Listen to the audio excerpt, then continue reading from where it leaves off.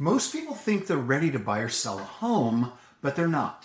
And the scary part is they don't even know what they're getting wrong. But there's now a solution to this and a way they can find out. My name is Michael Hausam. I'm an active real estate broker in Southern California. My mission is to directly help home buyers and sellers get elite expert level results, whether or not they've hired a realtor or if they're never going to hire one at all. So I created the Real Estate Readiness Assessment because I kept seeing the same problems over and over again. Smart people making expensive mistakes and not even realizing it. So the goal of the assessment is to help folks discover just how ready they are to buy or sell a home at an elite expert level. It's to identify where they're strong and where they're not. So here I'm going to dive in and give an overview of the framework and then a couple of the ideas behind the questions so that you understand exactly what this is and why it's so important. So one thing to say at the beginning is that all of this is in the context of an elite expert real estate transaction. This up here is the goal. It's not just to be ordinary or standard. Because simply buying or selling a house, it's actually easy. But selling a house at an elite expert level without leaving any money on the table, selling it for more than anyone thought possible, and doing it in a simple and easy way that fits within someone's timeline, no, that is much tougher to do, and it happens far less frequently. And on the other side, buying a house at the elite expert level for the lowest price the seller would ever consider, or beating out a competing offer without just throwing more money at the seller, and do this in the timeline that works. This also, it is very tough to do. And this elite expert level is what I want you to have. So firstly, let's quickly chat about the overall framework, the key areas that all must work together to get the optimal results that you want. I want you to think about it like the ingredients in a recipe. You have to get them all in the correct and in the right order. If you forget the sugar or you triple the flour amount, your cookies are going to suck. The first ingredient in the readiness assessment is strategy and execution. Do you actually have a plan that works, regardless of the pressure or if things get competitive or if something unexpected comes up? As Mike Tyson said, everybody's got a plan until they get punched in the mouth. Well, real estate in 2026 is extremely competitive. There have been a zillion changes in just the last couple of years. In other words, you almost certainly are going to get punched in the mouth. So do you know what to do? And are you ready for it when it happens? Now, the second ingredient is decision making. Can you make the right call? Can you do it quickly and with confidence, even when the stakes are high? Because hesitation or second guessing can be really expensive or heartbreaking. And this just isn't for saying yes or to go for it on something. Sometimes it's having to say no. Now, the third ingredient in the assessment is clarity and readiness. Are you clear on your goals? Do you know exactly what you want and when you want to get it? This is one of the most common shortcomings I see. Well, we were just kind of we're going to put our toes in the water for when the right house comes along. Or it's, we're just kind of watching the market and see what happens. And when it feels right to us, that's when we'll put it up for sale. These approaches never work, or they work at an ordinary level, not an elite expert level. One that an elite expert pro could see the shortcomings and errors that were made from a mile away.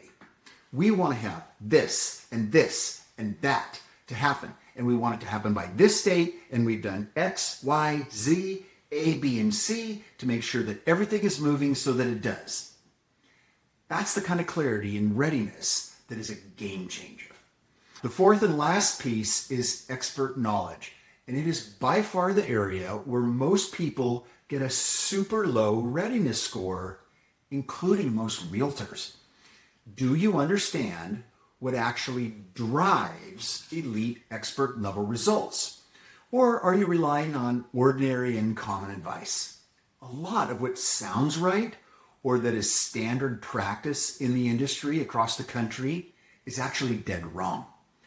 Ordinary and common thinking doesn't yield optimal outcomes. So here's the key.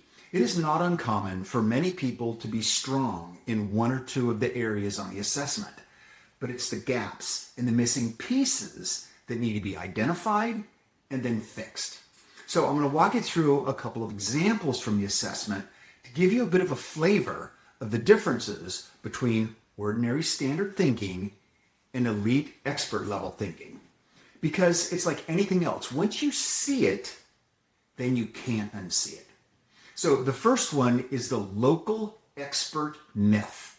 This is one that almost everyone gets wrong, and that goes for buyers and sellers. It's because it sounds right and it feels right, but it's wrong. Knowing the area is helpful, but it's not what determines the final outcome. If you're buying a house, what is the thing you want most? In all cases, it's the lowest possible price from the seller, perhaps even far lower than the seller initially thought that would be their, bottom level price. Local knowledge has nothing to do with that. And on the seller side, it's likely that you're wanting absolute top dollar from the current buyer pool and no money left on the table whatsoever. Local knowledge has nothing to do with that either. Think about it like this. The best trial lawyer is not the one that has the courthouse layout totally memorized. It's the one that knows how to win the case. Real estate works the exact same way. Let me give you a real life example of something that I've watched play out for years. So there's a neighborhood in Costa Mesa where I've sold a bunch of homes over the last few years. And there's another agent that used to be the top agent in that neighborhood, right? So it's a small tract of little 1950s ranch homes. And over the decades, most of the homes have had all kinds of changes and additions and such done to them. Now this agent knows the original model layout like the back of her hand. And then who's done what to their house, when they did it. There used to be a closet here, and the door in the bathroom used to be over there. She's a total sweetheart, and it is amazing to talk to her. Well, that one was originally owned by the main electrical contractor, and he specifically had the master bedroom layout switched with a secondary one, and things like that, right? And of course, she knows the ownership history of every single house over the last 6 decades. That knowledge has been her foot in the door forever with sellers. Here's the problem. She has no idea what she's doing when it comes to selling a house. I could actually do a 2-hour video walking you through her sales history and pointing out all the mistakes that she's done. Marketing mistakes, positioning mistakes, pricing mistakes, all kinds of things like that, right? Hundreds and hundreds of thousands of dollars of lost equity in that neighborhood for those sellers because instead of playing elite expert level chess, she was playing grade school level checkers. And her clients had no idea. Now, fortunately for the owners in that tract and their bank accounts, she actually hasn't sold a home in there for a couple of years. But the flyers that she still sends out, local expert, local expert, local expert. The primary question a seller should have for an agent they're interviewing is, exactly what are you going to do to get me more money for my house than anyone else? And the same goes for the buyer side as well. Exactly what are you going to do to help me buy a house for a lower price than anyone else? Whether they know which houses were built first or last, or where the best walking path is to get to the closest coffee shop, that may be interesting, but it is not as important. The flyer that you're looking for isn't local expert, local expert, local expert. It's the one from the agent pointing out that they just set a record in the neighborhood and explains exactly what they did to get it and why that's different than any other agent in the neighborhood. Now, another topic that the assessment wades into is about what makes a great offer. And for most people, it's pretty simple. The very best price, that's the best offer. Well, sometimes, but certainly not always. So this here is the California Residential Purchase Agreement, the offer paperwork. The little space right here is where the price goes. It's one line out of 17 pages in this thing. Of course, thanks to the lawyers here in California. There's a lot of nonsense in it, but there are pages and pages with blank spaces. Pages and pages of them, blank spaces and various options. These blank spaces and the various options, depending on how they're done, can mean an enormous difference to a seller, regardless of the price.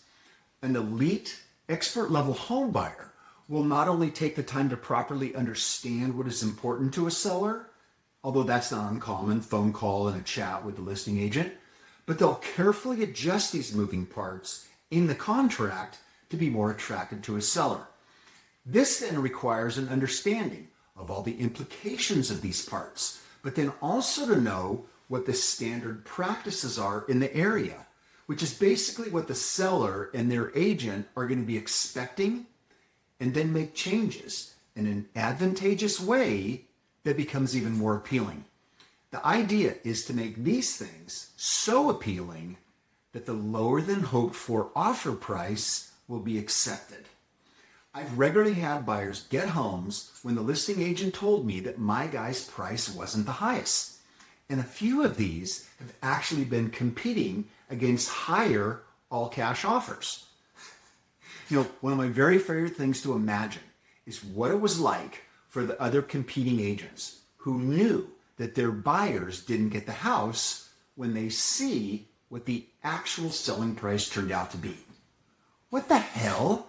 How did this happen? My guys offered more. Now, if you know how to do it right, you can have the exact same experience. And then, of course, the reverse is the case for those on the selling side. Understanding the subtleties in the contract and how it could affect them to make sure that any offers on the house or counter offers that you're making are beneficial to you and not to the buyer. I've also watched this too. Sellers and their agent who didn't know all the important differences that are buried deep in the contract and then unknowingly gave up things that they never should have. Now, of course, that was great for my clients, and I definitely am looking forward to the next time I run into one of those agents across the table from me. Taking candy from a baby is generally considered unacceptable, but not in real estate. You definitely don't want to be one of those sellers. Now, the third and final topic in the assessment I want to cover is about risk. What do you think the biggest risk is for a home seller?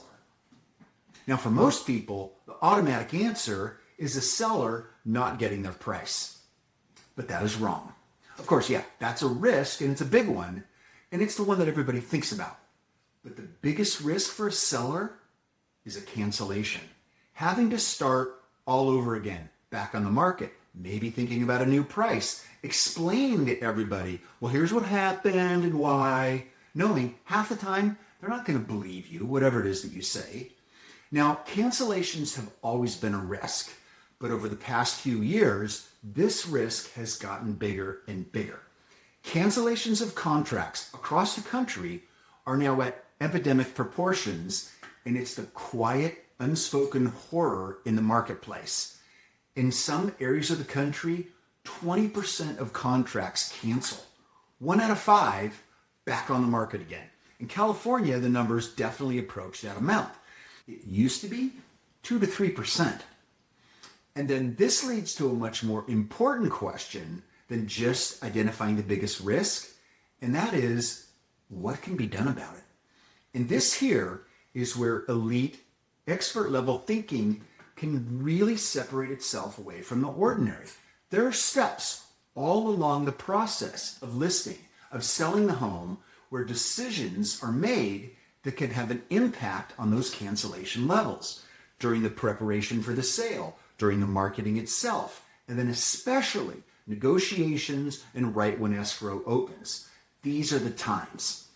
The seller that understands when and where and why to make those decisions is essentially building into their sale what I like to call cancellation insurance.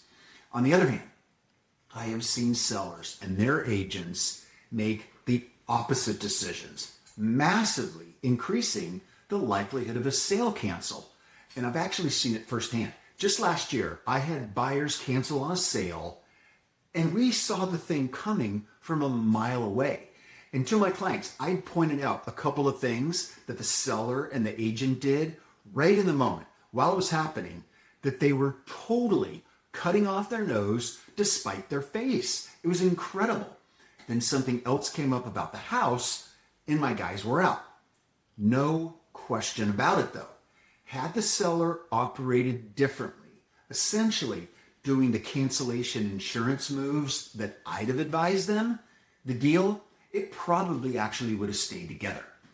But based on the interactions I had with the agent after the whole thing fell apart, I was certain that they, nor their seller, had any idea about what happened and how they totally shot themselves in the foot.